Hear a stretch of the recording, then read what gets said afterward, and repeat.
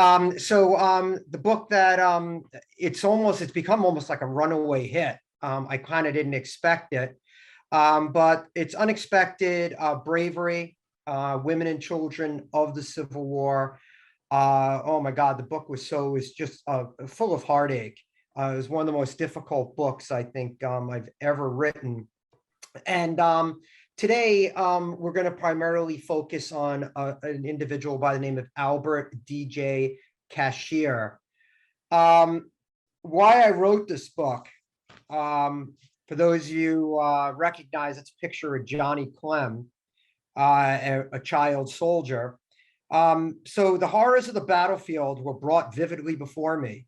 I joined a detachment which was collecting the dead for burial. Sickening at the sights, I made my way with another detachment, which was gathering the wounded, to a log house which had been appropriated for a hospital. Here the scenes were so terrible that I became faint, and making my way to a tree, sat down, the most woebegone 12-year-old in America.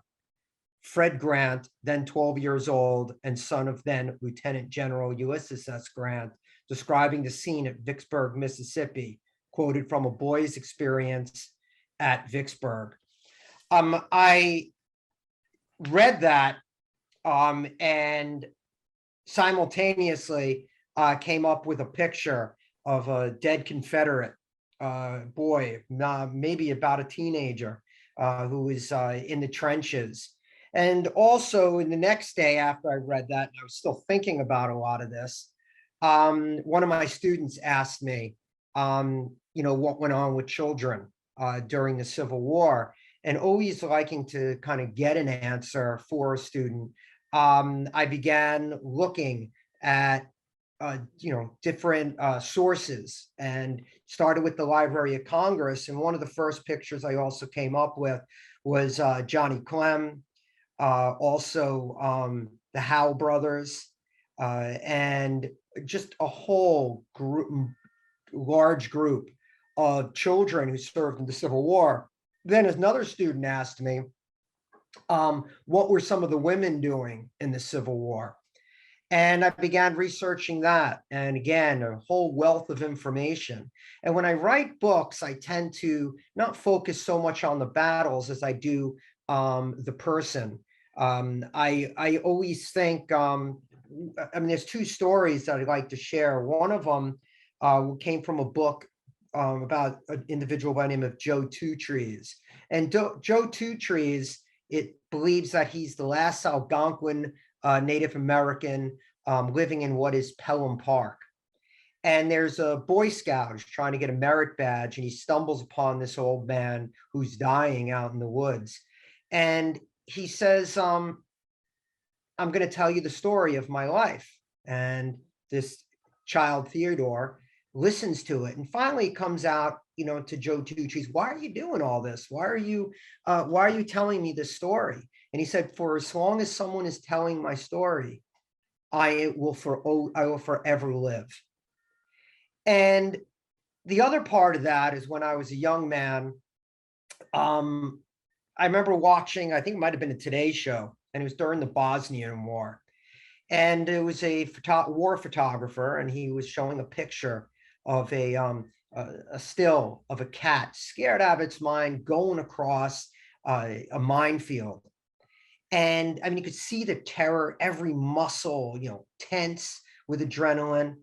And the newscaster said, I'd love to get a copy of that. That's such a powerful picture. Where can I get it? And he said, you can't. That's the only copy. I own the negative, and I will never, ever make a copy of that. And the guy said, well, why? What's the reasoning? And the photographer said, because as long as there's a picture of that cat, it'll spend its all of eternity continuing to run. And he said, and after the war ends, I want that cat to be able to rest. And I started to kind of look at pictures that way as well, pictures of these children and these individuals who, were the bystanders and the participants in really the birth of modern warfare, of total war. And, and so it's kind of, what my way of telling their story and allowing them to rest, but also in another way, they'll always be with us in their stories. So maybe one day in the future, maybe we can finally do away with war. So on October 12th, 1915, Albert DJ Cashier's remains lay in a plain coffin in Angevine Undertaking in East Moline, Illinois. Clothed in the cherished uniform he wore for 3 years while fighting with the 95th Illinois Volunteer Infantry in the Civil War. Those members of the local Grand Army of the Republic's Graham Post met at their hall at 1 p.m. to make their way over to the funeral, which started at 2:30 p.m. After the funeral, a procession left East Moline at 3:35 p.m., traveling along the Milwaukee Road to the Sunny Slope Cemetery in Sunderman, I always want to make sure I get that right, Illinois. 2 priests conducted a short service for the soldier, who was called Al by his comrades. The coffin was then lowered into the ground. Most of the soldiers present that day knew of the secret that Albert kept for the first 6 decades of his life. They did not much care that one of the bravest men they ever knew was born Jenny Hodgers. And that's one of the few known pictures of Albert. So first of all, where do we get the information from Albert, about Albert? Well, some of it's going to come from military records. Some of it is going to come from later on when he's in the Soldiers and Sailors Home in Illinois. And he is going to tell his story to a fellow by the name of Leroy Scott. Leroy Scott says to him, hey, we need to get a pension for you because you're starting to fail. And so you really need to come clean on your story. And Albert did not know at that point that his secret was out, that newspapers, everyone knew at that point that he was a man, I should say a woman dressed as a man. Where else do you get some of this information? People writing about him. And we'll look into some of the soldiers who served with him, as well as some people who grew really close to him in his later years. Some knew him as long as 40, 45 years. And what's interesting is that he was able to keep this secret for almost his entire life. And when people did find out earlier, before his death, they kept it a secret. In fact, we'll see, and also obviously I'm giving you snippets because I want you to also buy the book, because there's so many great stories in it, that even the federal government gets involved to find out, is Albert DJ Cashier and Jenny Hodgers one and the same person? And did they actually serve in the 95th? And it's not that the government cares. They just don't want to be paying someone they shouldn't pay. And that's one of the questions that comes up a lot of times during talks when people have read the book and like to talk to me about the book, is why was he not found out sooner? And not only that, why are why was this, why wasn't it more sensationalized? And why did people not really care as much? So let's delve in a little bit into Albert DJ Cashier. And he was born in 1844 in Northern Ireland, possibly illegitimate. He claimed a twin died at birth along with his mom, and his father's last name was Cashier. How do we know this? Again, we know it through the stories that he told people that became close to him. Also Leroy Scott when he was in the Soldiers and Sailors Home. But the one thing that we also realize when we're studying Albert is that Albert also tells different stories at different times. He contradicts himself constantly. Why? Probably trying to throw people off the trail. Also later in his life, he also becomes a little senile and probably suffers from what we call PTSD today, judging by some of his behaviors. So Where did he come from? An area known as Cloggerhead, which would be Northern Ireland. In the census, 1900 and before, he does say that he is from Northern Ireland, but the places kind of change. And not until he's in the Soldiers and Sailors Home towards the end of his life is someone able to kind of nail down where he was from. And he talks about as a child, he did dress as a girl initially, or in female clothing, as well as his twin, and that he remembered collecting seashells on the seashore. I think that's a tongue twister from when I was a kid. And early on, he began dressing, was dressed as a boy. And even this contradicts itself. He claims that his uncle Dennis Hodgers, who was his guardian and was on his mom's side of the family, as well as his Aunt Nan, dressed him up as a boy because it was easier for him to wear boys' clothing when he was a shepherd. He was a sheep herder, basically. And he felt as though it would be a little bit better. But then he contradicts himself again by saying that in the 1850s, when we're really at the height of the potato famine, Uncle Dennis takes Albert now to work in a factory in New York City. And it's a shoe factory. And he, quote unquote, is a lackey, end quote, to his Uncle Dennis. And he dresses as a boy at that point as well. So then at some point in his life, before he turns 18, he leaves New York and heads out to Illinois. And he's in an area known as Belvedere. And for a while, he's going to work for a man named Sawyer. He says to Joy H. Saxton, who was later a member of the 95th, he says to him, this is who he worked with.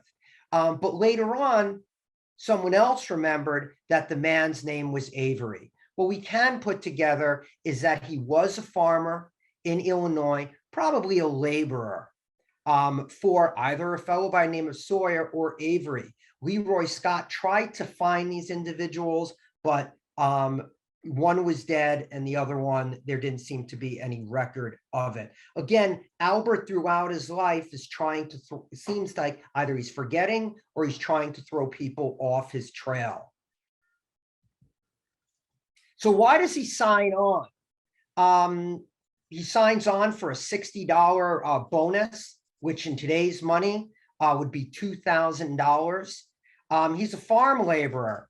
And in the and farm laborers in Ohio, this is not a mistake, made about $10.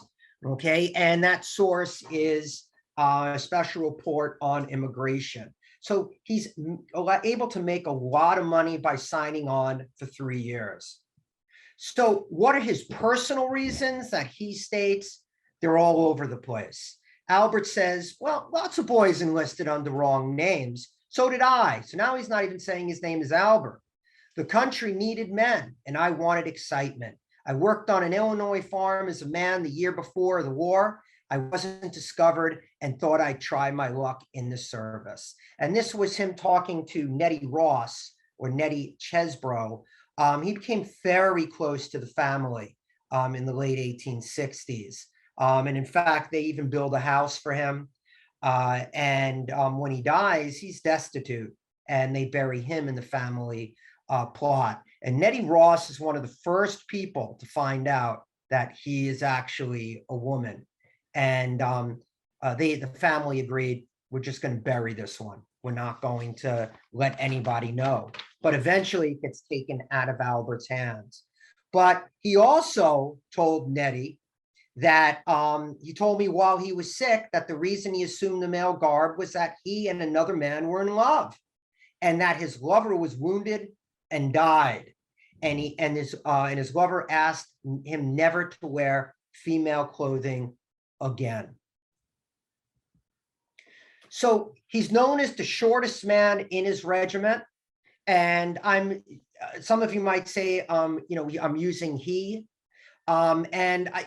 Based on my research, I mean, since he lived 60 years of his life as a man, that seemed to be what he wanted. So I'm kind of doing that to avoid confusion, also because it's probably what he identified with.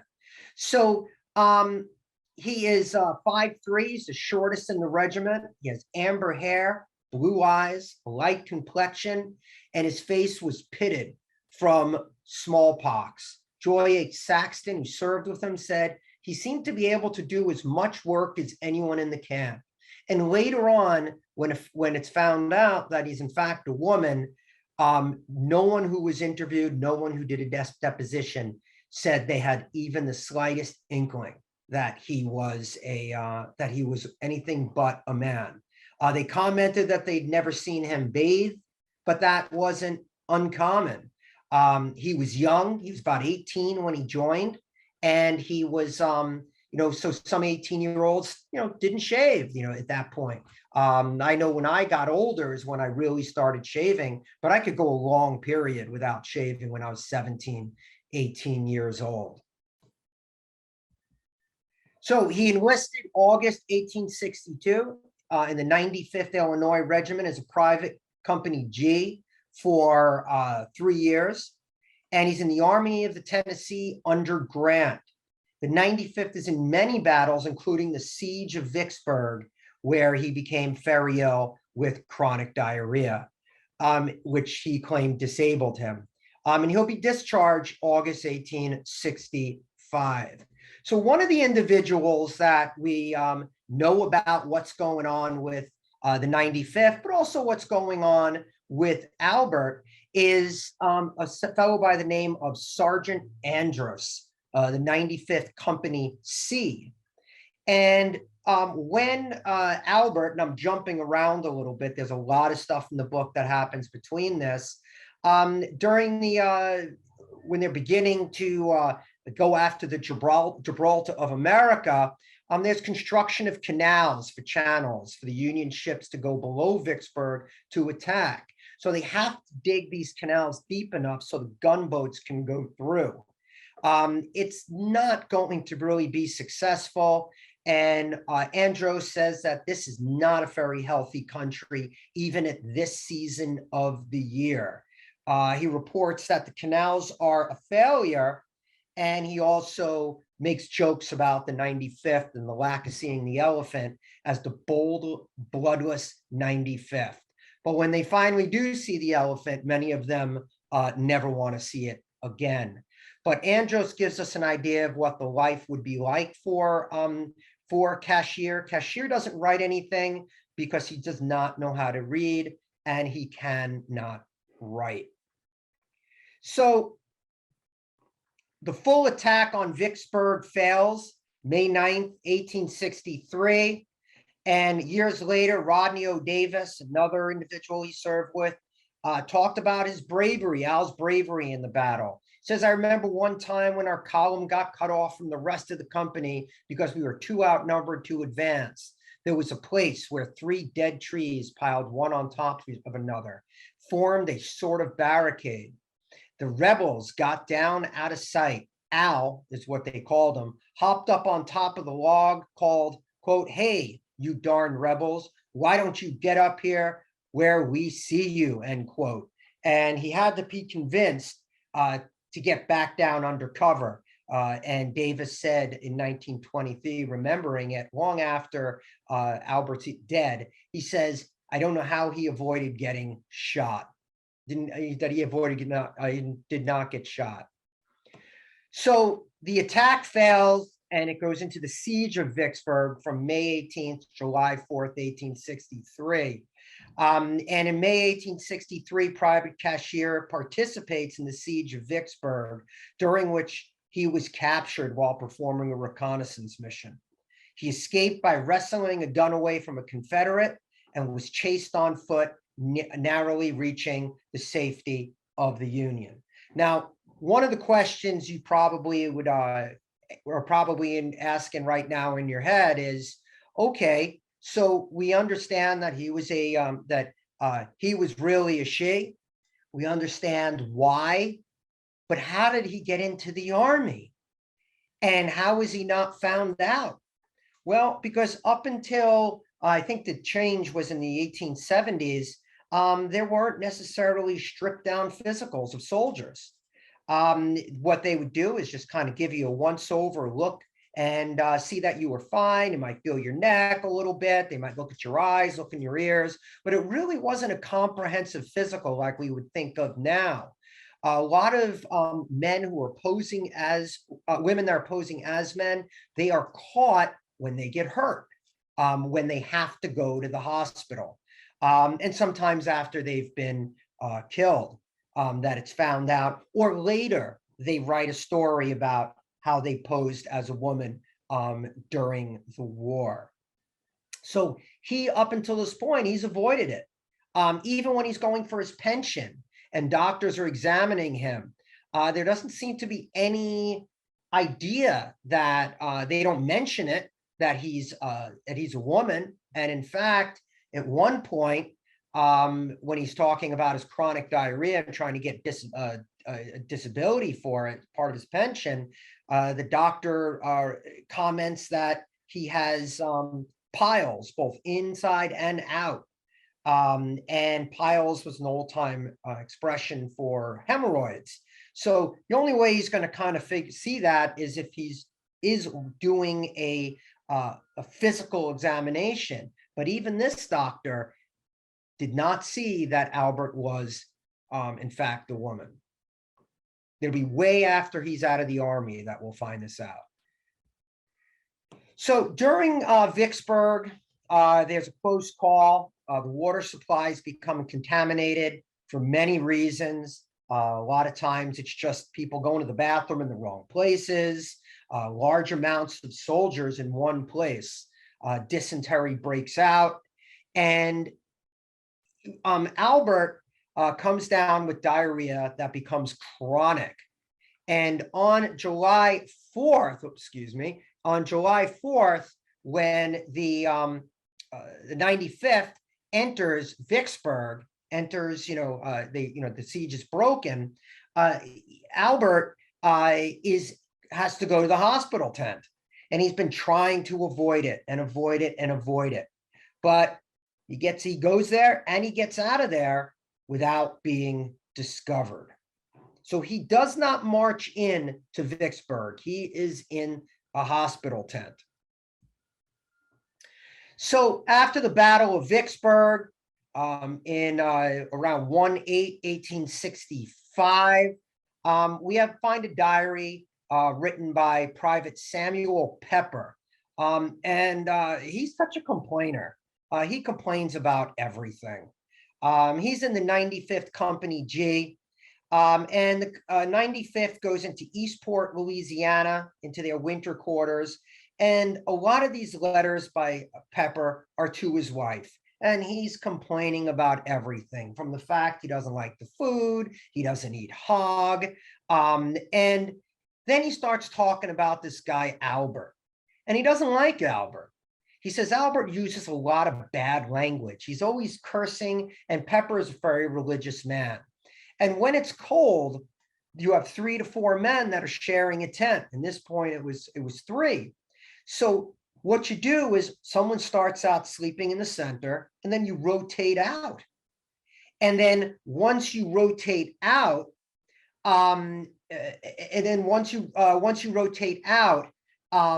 another person will go into the middle. So what happens? Well, Albert doesn't want to move. So he's referred to by Pepper as a center hog. But obviously this didn't stop Samuel Pepper from really liking Albert, because 2 years later, he goes into business with him, and they open up a nursery in Illinois. But even before that, while they're in winter quarters, they're doing laundry for soldiers for pay. And one of the complaints that Pepper has is that Al is such a nice guy, and he always forgets to get the money that is owed them. So let me just continue here. So Albert is discharged in August 1865. How Albert found his way to pseudonym isn't known, but he first appeared in the area in 1869, working as a herder for Joshua Chesbro on the plains of west of Sunanim, then eventually moving into the village to work for Cording Hardware. He really can't do much hard work. Later on in life, he says that he doesn't eat meat a lot. The diarrhea comes and goes, is accompanying by pain in his stomach, followed by long bouts of diarrhea. And then he says that he just can tolerate a little bit of bread, sometimes some soup, and sometimes some tea. Who knows what it is? I mean, to me, partly it sounds like it could have been IBS, but who knows? It could have been an undiagnosed viral infection that he got from water. He's given a place to live in the hardware store. He sleeps in the back room, and he also holds various jobs. In a much later census, he records that he is a janitor. In his 1907 pension application for an increase, he talks about how he lived in different places, starting in 1865 in Kankakee, Pontiac, Illinois in 1866, Belvedere in 1867, Pontiac in 1868, and he spends the rest of his life in Sunanim, which is named for actually a Kickapoo chief, until 1913, when he's sent to the soldiers. Well, I have some typos in here, and sailors' home in Quincy, Illinois. So the Chesbro family took quite a liking to Albert. They trust him. He watches their children. They give him odd jobs. He works in a church that he subsequently burns down while he's eating breakfast because he stokes the fire too high. And they know they're the first to know his secret. And they find his secret out when he's sick. They send a nurse over to check on him, and she comes running out screaming. And they just basically get her to swear to secrecy. And this cabin that was built, or little shed, whatever you want to call it, little home, is been cottage, was is still standing. By 1890, February 17th, in military records, he's 3/4 disabled. The doctor who checks him out says not only is he physically disabled, he shakes, he's nervous, he has a very kind of paper-like quality to him, but he's also having mental issues. Okay, what do we mean by that? He's starting to exhibit very strange behaviors. He seems to be consumed by the fact that someone's going to hurt him. And he has 6 or 7 locks on his door. He changes them frequently. When he leaves, he nails his windows shut. He leaves the light on. He's constantly checking for someone who's trying to break in or someone who's trying to hurt him. And in fact, they figured it was just Albert being Albert, but sometimes he made corn or he made cookies for the people for children, for adults in the area, and he'd invite them over. And just before they were ready to eat, he would knock it out of their hand and tell them that it was poison, that it's meant for mice or rats that have been bothering him. And some people believe that he left them out for those people who were coming to hurt him. Most of his meals, because he couldn't really prepare meals for himself, he had at the Chesbro house. He was there for just about every meal, breakfast, lunch, and dinner. On his pension in 1890, he is listed as a man, and he gets $8 a month. So in 1910, as I previously stated, that's the inside of his dwelling. Mrs. P.H. Lannon hired a nurse from Chicago, and this is a very small town. And again, Al is also sick, and the nurse is asked to check on him. And again, she ran screaming from the house. So the beginning of the end for Al comes when he's working on one of his jobs. Let me just get that out of there. Okay. He's working for Senator Ira Lish as a gardener, doing odds and ends. And he was changing something behind, or working on something behind the senator's car. And the senator backed up and he didn't see Albert. And he broke his leg. He drove right over his leg. He snapped his leg at the hip. And consequently, when Dr. C.F. Ross arrived and began to set the fracture, he had to undress Albert, and he realized very quickly that Albert was in reality a woman. Lish and Ross spoke at length. They spoke with the Chesbros and some other people who had already known the secret, and they decided they too would keep his secret. But there was a problem here. Now he was very disabled and could not take care of himself. So what are we going to do? So he's disabled, he's destitute, his $8 isn't really doing much. He gets an increase in 1907. He's admitted to the Illinois Soldiers and Sailors Home in Quincy, and Leroy S. Scott is charged to keep the secret and to take care of Albert, make sure he gets anything he needs, and also some nurses who kept the secret. On the intake papers, he's listed as a male, and Leroy Scott starts to gather down the information about Albert. He knows about the secret, and he wants to know, how did this guy, what's this guy's story?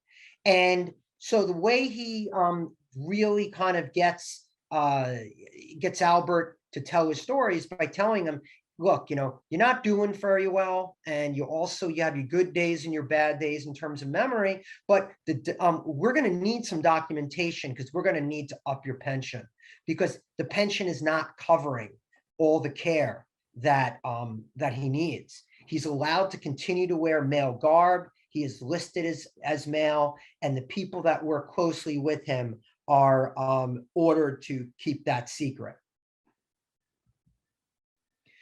So by May 3rd, 1913, he's becoming too much for the Soldiers and Sailors Home. He's not violent or anything like that, but it's just more than they can take care of, because the dementia is getting worse. So what they begin to do is, with the conservatorship on March 3rd, 1913, the Illinois State Bank of Quincy, Illinois was appointed the conservator for cashier, and they put in a new declaration of a pension, and it generated an investigation because he's listed as a female, but also not only does the Pension Bureau find out about this, but also well, let me hold on with that.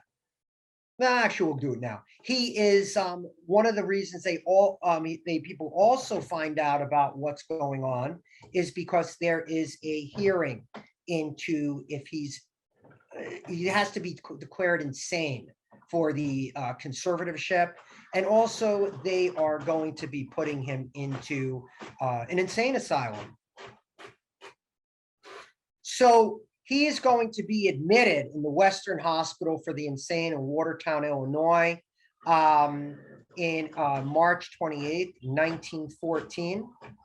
He is too ill and senile to be at the Soldier and Sailors Home. In February 1913, he is judged insane, and there's a warrant issued of commitment to the sheriff, and they are told to bring him in.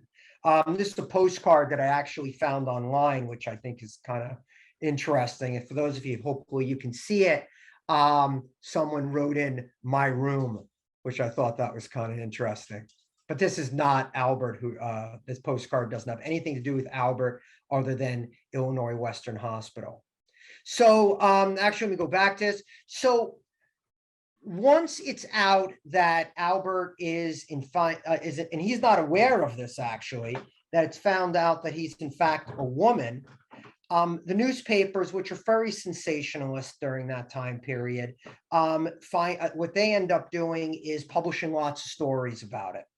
And again, Albert is unaware of what's going on with this. And he's also, again, he has his good days and his bad days, but less and less he's knowing what's going on.